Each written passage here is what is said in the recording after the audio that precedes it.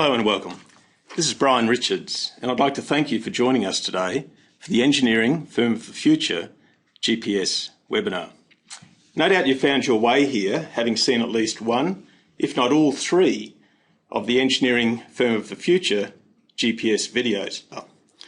To do that, we'll be applying the Engineering Firm of the Future GPS, the Growth and Profit System, to deliver what we call the 7 steps to engineering firm profits. What we're going to look at here is what we would probably suggest is a very common scenario in terms of focusing in particular at the engineering valuation blueprint and the knowledge bank blueprint.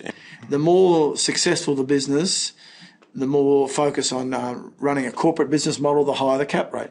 So basically, if you've got good profits and you're operating a successful business, you'll have a high cap rate and ultimately a high value.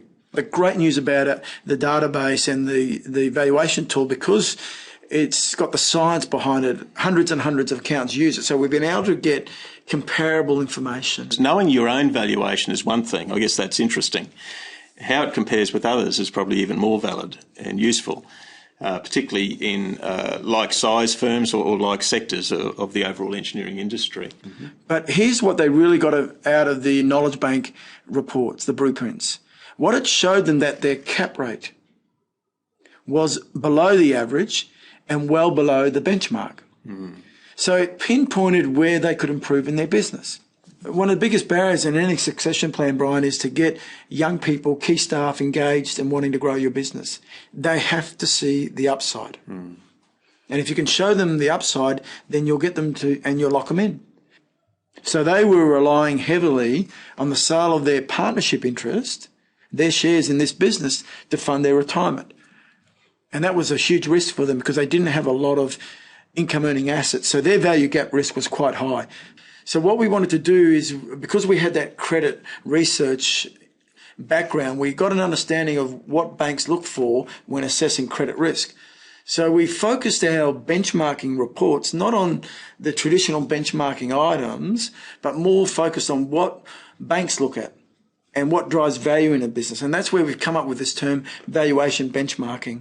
So it's a more specific benchmarking science. But when you can link these benchmarks into the growth and value of their major asset, the ability for them to reduce their value gap risk, and then for a successor to get some upside, that's engagement. And that's the difference between benchmarking and valuation benchmarking. I think this is probably the most important part of our webinar for people in the session today. What a revaluation is about is saying, what's my business worth today? But more importantly, if I focus on profit and cash flow improvement, and I look at those 70 questions and I can target some areas to improve, what is the potential for future value improvement? And what a revaluation does, it quantifies that potential. So you've actually got a hard number. Look, I think succession is one of the biggest strategic events facing the engineering sector. So when engineering firms see this data, they know that they're comparing their business to like businesses. And it's at their fingertips and it's real time. The staff strategies they're putting in are staff strategies that have been successfully implemented by other engineering firms of a similar size.